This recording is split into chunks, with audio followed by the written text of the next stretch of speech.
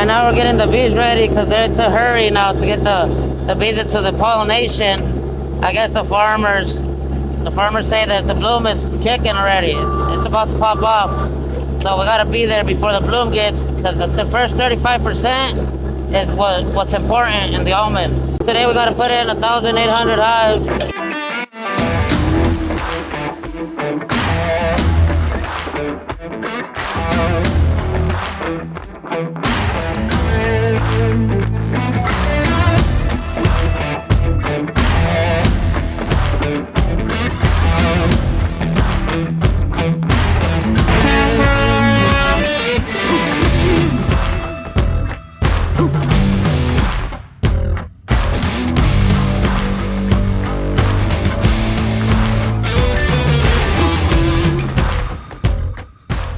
Well, we stop here before we go to the freeway, you know, make sure that all the straps are good and nothing loose, sure that everybody is here. So that's what we're doing right now. The almond grove is maybe like 40 minutes away from here.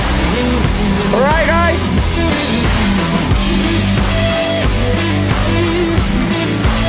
We're gonna start unloading this truck. We have the setup, how they want it, you know, the drops of 24, 12, 30, 28, so it's one of the drops, so we have to start right here.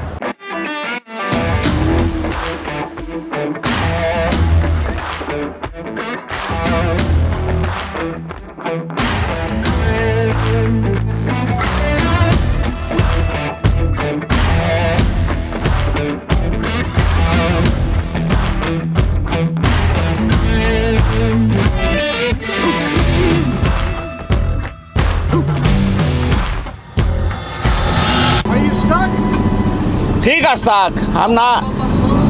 That guy got stuck.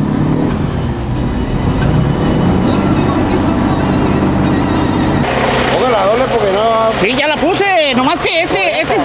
Oh, pariente, ¿dónde me fue metiendo? Le digo. Ya casi terminando, pariente. No. Siempre hay que fijarse porque si no, aquí no. Somos la variedad.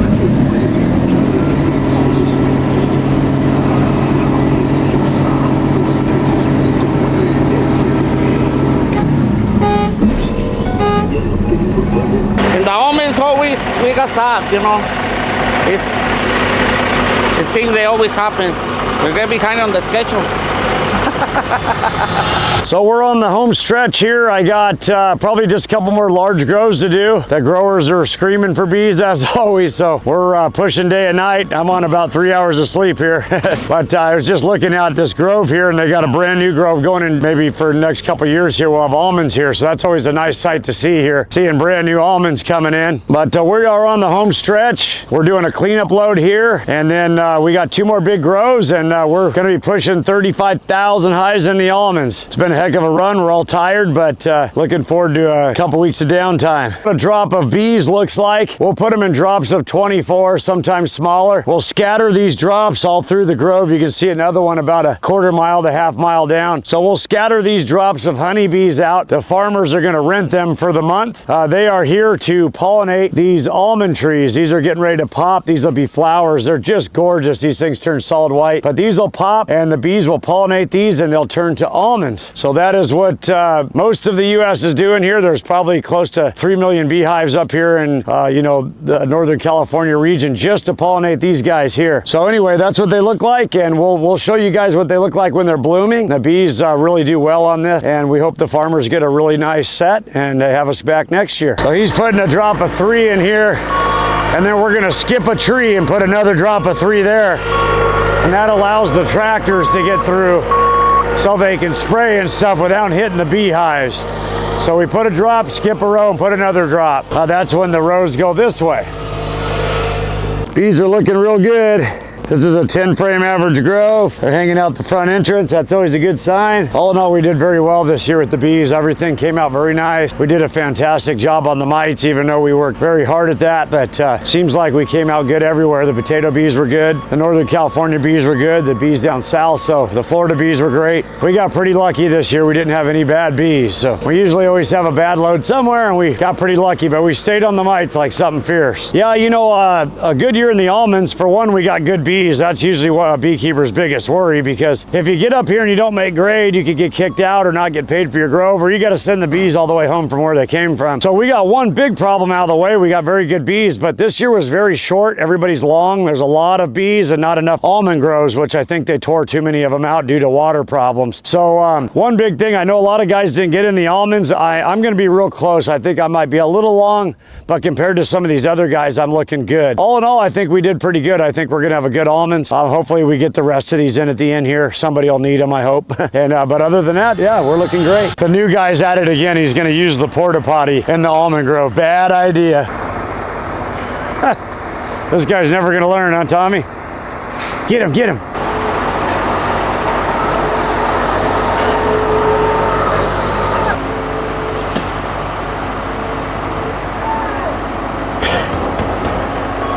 Shake it, Brandon, shake it. Shake it, bro, shake it. What happened? What happened, bro? You're never gonna learn, are you? Drop number 2. The new guys never learn. We're not using the porta potties around here. What happened, bro? Yeah. Hey, you do. Hey, that's one of the. Time to wipe my butt. Hey, that's one of the. Hey, that's one of those toilets that splashes for you. You don't even have to wipe. Yeah.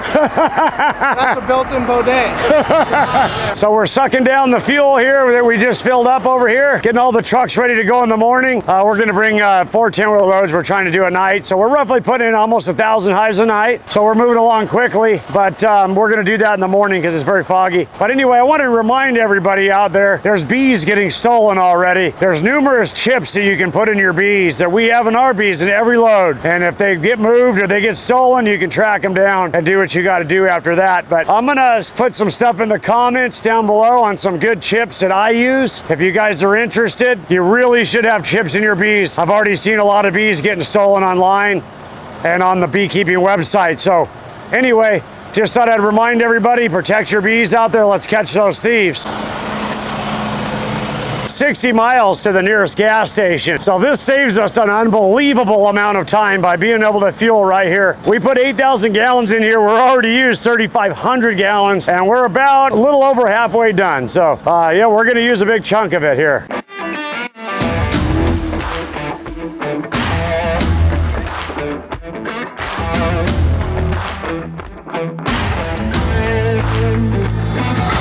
So we filled up with diesel, but I always forget these new California trucks, you gotta have DEF too. So I'm trying to hurry down to Napa before it closes and grab like 30 gallons of DEF to put in all these new carb compliant trucks for California, of course. So we're gonna go get that done and get these guys on the road. I probably need at least 6, probably.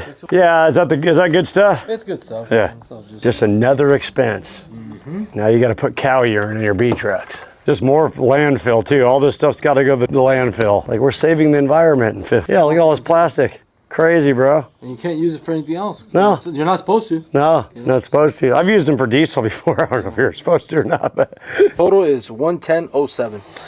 that's on top of filling up with diesel. Gotta love all these new rules. I'm gonna need your help with the other guy. Go over there and map it with you, or bring somebody with. So we're racing the sun this morning.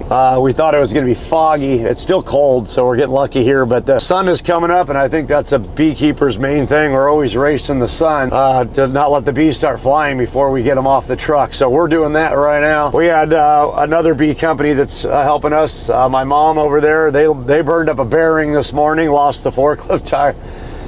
We had another truck break down on the Grapevine, so she's unloading over here off the side of the freeway. They had to have the truck to just another day in the bee business, I'll tell you. 1, 2, 3, 4, 5. I got 5 stacks. So hey, roll up the straps, guys. Take them off. Take them off. Go save my mom. Never drove. She lost a bearing. My aunt's broke down, and so is my mom, so I like having them up here close where I can at least go give them a hand or something when they break down. They're getting older, they can't be doing all this stuff all the time, so yeah. So what happened is, these are oil bath bearings, and if you're not checking them all the time, they run out of oil and they burn up. So that's what happened here. So we're gonna help her grab this thing up, put it on the truck, and get her back to where we can fix it. What happened, Mom? That's an oil bath, but they're the worst ones. Oh, I like Yeah. it a lot. They ripped you off. These are the worst kind. You got to use grease guns. They're junk. Yeah, worst things. We already went through 1,000 of these. Everybody thinks they're better because they're oil bath. They're the worst thing you ever made.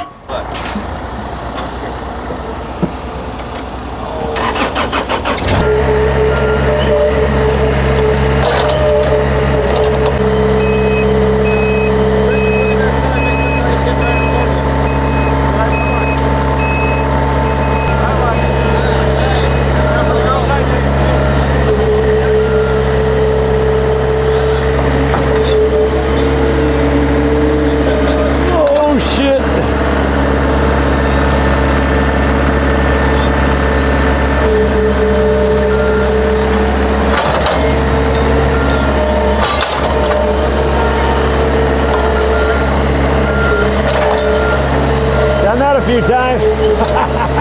Right behind me as soon as it starts Yeah, smoking. you might have done there, but we'll see. Spencer, yeah, you're done. Come do one of them fancy things over here. Well, see down here is what I'm worried about. If shaft up even a centimeter is done. If it was me, I'd get rid of these piles of fuck.